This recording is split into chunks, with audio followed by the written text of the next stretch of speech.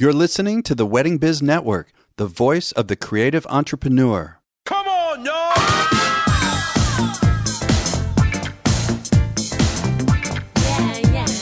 Hey everyone, it's Andy Kushner, host of The Wedding Biz, and this is another episode of The Next Level, in which I have a guest co-host, and together we talk about some highlights from the interview of the week in order for you to help use them as tactical strategies to bring your own business to the next level. And before I introduce today's guest co-host, I want to mention that last week I had Siwar and Majida Bisharat of My Event Design out of Amman, Jordan, and had Jennifer Stein, editor-in-chief of Destination I Do magazine, as a guest co-host. Both of those episodes were really, really something. I recommend you all go back and listen if you haven't yet. And so today's guest co-host, who's been sitting through me talking about all this, is Carrie Goldberg. Hey, Carrie, thanks again. Come back on the show. Yeah, of course. It's good to be here. Yeah, and Carrie is an editor and stylist and is currently the travel and weddings director at Harpers Bazaar, where she oversees all things bridal, weddings, and travel for Bazaar.com.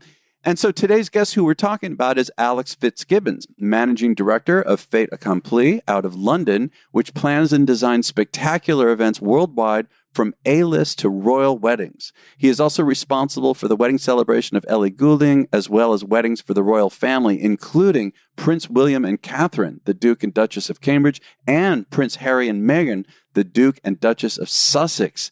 Carrie, isn't that amazing that he orchestrated those royal weddings? I couldn't believe it when it's really amazing. It's incredible. I mean, I also think that it's funny. Typically, the biggest weddings, the ones we read about and have watched on television and that we anxiously await for months, it's typically the most unknown or unexpected, or the people that sort of hide under the radar and value discretion that end up getting those jobs, both in photo and in planning, I find. Yeah. And, it was so frustrating. I knew that I was not going to be able to get him to say anything about it, of course, because it, like you say, it's ultimate discretion, the royal weddings. And, I want to come back to that concept of discretion in a minute. But I remember toward the beginning of the interview, he works for a lot of high profile people, and he was talking about how the complexity and politics of clients has really changed in the past 20 years. And you and I know that. I mean, I remember in my business dealing with clients that in the beginning, and we're talking like 25 years ago, I would deal mostly with the mother of the bride, and then the bride also sometimes to some degree, but it was always the mother bride, totally. Right? And now it's so much the bride and groom. And the point that Alex was making was that sometimes even the groom literally is more involved and more opinionated, he said, than the bride. 100%. I mean, it used to sort of be understood that the mother of the bride was secretly the client, and that the bride was, really there to make her happy, and that it was one's job as, planner, photographer, stylist, entertainment, what have you, to really balance that relationship, balance the desire of the bride, what she's saying about the desires of the groom, and the requests of the true quote unquote client, which was the mother of the bride. Now I feel like it's always the couple directly has a really strong point of view. And to Alex's point, the groom steps in, just as much, if not more. I mean, and sometimes they split responsibilities. The bride really focuses on look and feel, while the groom is really focused on food, music, experience. But I think each couple is unique in their own way now. And one can never assume who's going to be the decision maker. Yeah. And, before we hit the record button, we were talking about how also these days, or I was thinking that the finances is often different. I mean, the kids, you were saying they tend to be older these days. Also, as we know, more and more they're contributing, if not even paying for the wedding. And so they're definitely going to have the last word. They're going to be running the show. 100%. I think every year, traditionally, the age of the average bride and groom gets a bit older. And with that comes them taking on more and more of the cost, which at the end of the day, the client is the key decision maker, which is typically the purse or the wallet of the group. Right. Also, I wanted to mention, I just got such a kick out of his answer when I asked for what were one of his favorite weddings. And he was talking about how last year he orchestrated one at this incredible castle just north of York in Yorkshire in the UK called Castle Howard, and how because it wasn't close to London and there weren't very many hotels in the surrounding area, that they decided to have a glamping twist to it, and how the bride and groom wanted to have this kind of Glastonbury style, which, just in case some people may not be aware, that area is known for its ancient and medieval sites, and there's a lot of myth. And so to kind of have that kind of a vibe and create it on site for 200 guests, who stayed in these tents, and Alex was saying with communal bathrooms and showers, and there was this incredible dining tent with this beautiful bar and incredible music, and no one had to travel. They were like literally on the grounds. I mean, wasn't that cool? I thought that was really fun. Yeah, I mean, I think that, and what we were speaking to right before we hit record, as you were mentioning, is that 2019 was all about experiential travel. All of us were talking about how we could make these long destination wedding weekends that much more active, experiential, for clients to really bring their favorite experience to their guests, or rather bring their guests to their favorite experiences anywhere in the world. This year has been really, really different. And one of the key trends that we've been talking about at Bazaar as we kind of craft our trends for 2021, based on, quite frankly, a year of no weddings, has been a conversation of how do we adapt that experiential travel trend in weddings to it when travel emerges again. And one thing that we've kind of been batting back and forth is this notion of getting inspired by those experiences and bringing them to you. So Alex's high yurt experience could easily be done in the Catskills. Not, right. Not with a medieval castle in the background, right. But for the couple who's looking for a really cool outdoorsy experience, it could be done in California, it could be done in the Midwest, it could be done in Big Sky, in Aspen. There's a lot of stateside ways to be inspired by an international experience and bring that to you until, of course, we can travel again, as we all are dying to do. Yeah. And, the idea of the real nice yurts, the glamping idea, I love that. Like when I'm a guest at a wedding, I mean, as we know, obviously there's so much more than just the ceremony and the dinner, the reception, the cocktail hour. I mean, it's often a whole weekend, and to hang out like that would be such a fun thing to do, And everyone's in it together. It's not, I feel like a lot of people who are listening to this who any of us who have attended Engage, where we come to a gorgeous hotel with a suitcase full of looks and we're ready to go. Like that's kind of what you expect a destination wedding to be. But if, everyone's in it together in a tent, it's just as fun, because so bonding too. It kind of takes the pressure off of, showing up fully glammed out, which, I for one have not been fully glammed out in 2020. So that sounds like something I could hack come next year. Oh yeah. That's funny. Well, I want to come back to the idea of discretion. And I know that you had a particular take on it from this interview. Yeah. I mean, I think that it's something that I've often thought of, just as, social media obviously has always been a part of my career and any advice that I would give when it comes to marketing a business. But I think that I often get planners and photographers coming to me and saying, how do I put myself out there? If I just could put myself out there, celebrities would find me. And I think, or, the high-end clientele, those VVIPs that I'm dying to get, I'd get those big weddings that I'm craving. And I think Alex's answer to that is putting yourself out there actually is the opposite of what you should be doing. Right. That putting yourself into the work and putting all of your attention into the work and focusing on referral from those events, because the attendees of those events are your next client rather than followers that don't know you on Instagram, I think is just another way of looking at it. And at the end of the day, royals in particular and high profile celebrities worldwide don't want people that want to be celebrities themselves. They're looking to hire people that they know are off their phones, that value discretion, that will never talk about their weddings to anyone, not even their family. And it's people that are comfortable being in the background, yet holding some of the most exciting tabloid secrets in the world, that are going to win the day there. Yeah, right. Right. And also he mentioned later in the interview that they've never had to do PR, either. Of course, because all of their clients, I would presume, come from friends of guests, guests themselves, family members of guests, anything within their orbit. At this point, their orbit is just so big internationally that I wouldn't see why they would have to, considering their events are so big and they do a nice mix of corporate, social, and weddings. I would not be surprised if they're, only taking on a curated list a year, as many luxury companies in our industry do. And they're getting those easily from the network that they've already created. That's right. Yeah. I want to be sure you know about another great show on the Wedding Biz Network, The Business of Being Creative, with host Sean Lowe. You've often heard Sean on my Next Level episodes. Well, now he's taking the creative business advice he's shared with accomplished notables such as Preston Bailey, Vincente Wolf, Nate Berkus, Style Me Pretty, and Sylvia Weinstock, and more, and offering it to you on his new show.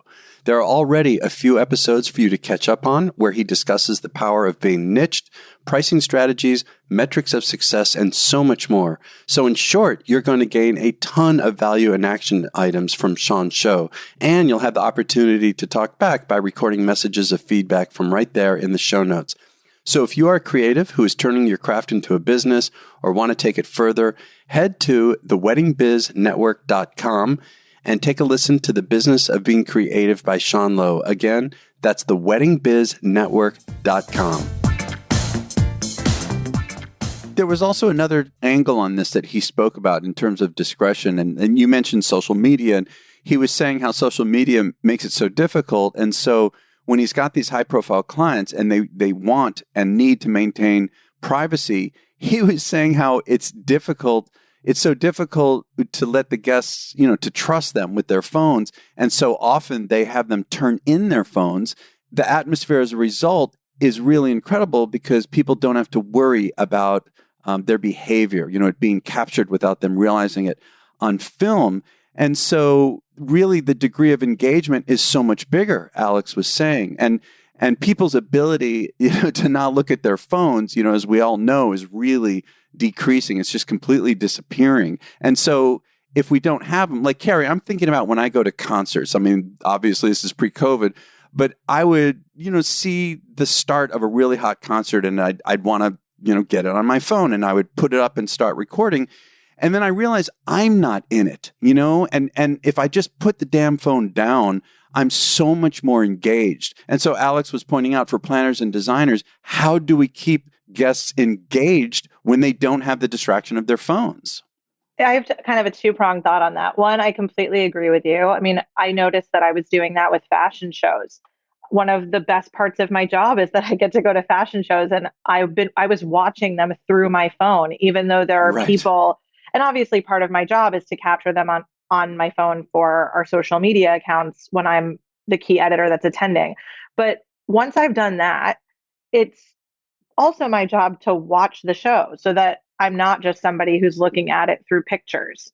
And I think that that's something that we all need to remember to do more. And I'm kind of like technologied out a little bit after this year. So hopefully people will do a little more of that come next year. But I also think it's my second thought on that is some of the most exclusive, elusive experiences on earth require you to check in your phone. There's a really hot members only club in London called Annabelle's. No photos allowed inside. There are very few photos allowed inside. Any members club really looks down upon members taking photographs. And, you hear all these amazing things about Oscar after parties, the Vanity Fair after party, Elton John and Madonna's after parties of the Oscars. The reason they're so amazing is because nobody has their phone out. Oh, interesting. Right. So celebrities can party the night away with producers, and anyone else who is lucky enough to score an invitation without having to worry that they're going to be on film. Everyone's sort of in it together, knowing that they're sharing this desire to keep their privacy throughout the night. And once you kind of get over the tense anxiety that you get from not having your phone with you, right? Yeah. You might then have that much more fun because you aren't busy Shazamming the song. You're busy dancing to it. Yeah. No, I get it. Well, and the thing is, I mean, look, most of these events we go to, we are allowed to have our phones.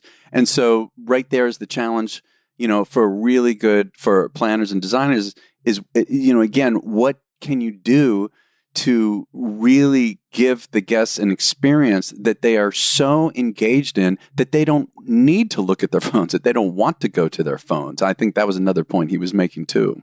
100%. And I think and I really agree with him, it's either require guests to check the phone or up the ante on the experience. Because Right. I secretly have a pet peeve. I cannot stand when people tell me to put my phone away.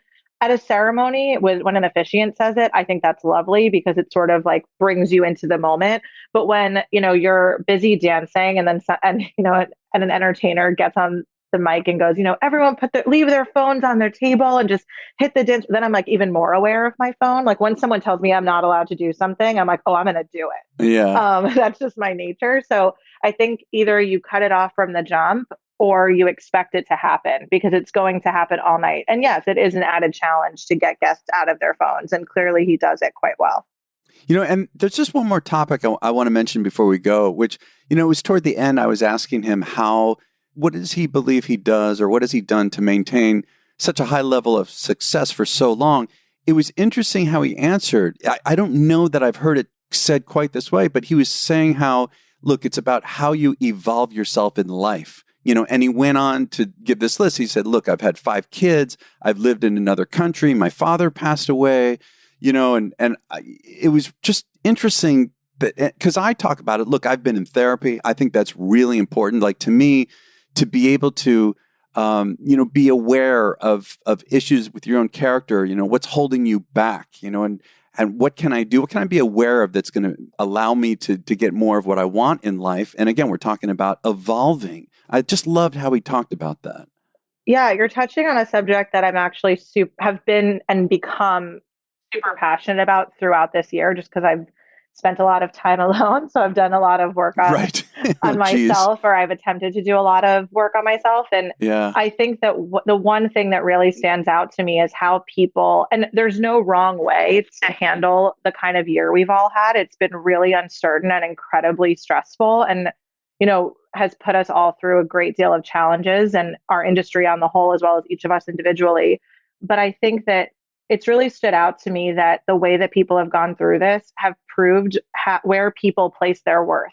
If you place your worth in anything other than yourself, so if you give your work, your clients, your partner, your best friends, your family, if you give them shards of your self-worth and you let them hold it, when one of those goes away, it falls to the floor. They're not going to keep holding it as they're falling, So when work hits the floor, how much of your self-worth lies in work? And if it's a solid amount or even a little bit, you're giving away too much of yourself. It has to lie in you. I mean, not to be cheesy, but that's how you get yourself out of years like these. Otherwise, they swallow you whole. And it sounds like, given that he spent this year working for charities that he's super passionate about, and focusing on his family, and clearly his self-worth is smartly placed, because he's thinking more about being a whole person himself, and then he's by default whole to clients. Yeah. I mean, we're talking about balance, which has always been such a challenge, I mean, especially in this industry, it requires so much of us. I mean, time and energy and focus. And yeah, it's just so important to maintain some kind of a balance along the way. And like you say, I mean, self-care, taking care of yourself, putting yourself first. I love that. Totally. I mean, I was born and raised in New York. I thought work-life balance was a weakness for a really long time. Really? Huh. Yes. I thought that when people said I really feel like I'm going to leave work at this time, or I'm going to stop answering emails at this time because work-life balance is really important to me. Or when I was interviewing an intern or an assistant and they would talk about work-life balance as like the first thing, like, what's my work-life balance going to be like in the role? I'd be like, okay, they're never going to last. And now I'm just like, wow, those people really had their priorities straight at a young age. I think that we don't do a good job of it in our industry, just because it is our nature we are of service to the client, and we want to provide them a luxury experience, which involves convenience. And a lot of the times, which this comes up so much in our industry, that gets misconstrued into being at someone's beck and call, which doesn't leave time for you. And I think we need to kind of get back to figuring out who we are, what we need, what are our boundaries, what are our priorities, within reason, obviously. and then kind of trudging forward so that we can be that much stronger, better for our clients and for ourselves, most importantly. Yeah, totally agree with all of that. Well, gosh, Carrie, thank you again for coming on and helping me with this. This is a great conversation. I really enjoyed it. Yeah, thanks so much. This was fun. And so if you all can check out the site of our guest, of Alex, go to faitaccompli.co.uk. Again, faitaccompli.co.uk. And for Carrie, for Harpers Bazaar, go to harpersbazaar.com/wedding.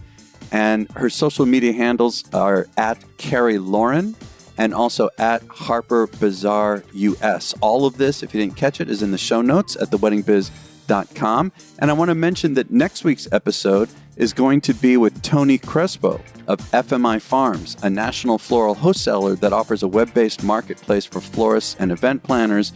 And then I'm also going to have a revisit of my interview of the spectacular and unique gown designer Ines DeSanto and her managing director, Veronica. It was from a few years ago. I wanted to bring it back because if you haven't heard it, it is really special. So that's it, everyone. We'll catch you next week on The Wedding Biz.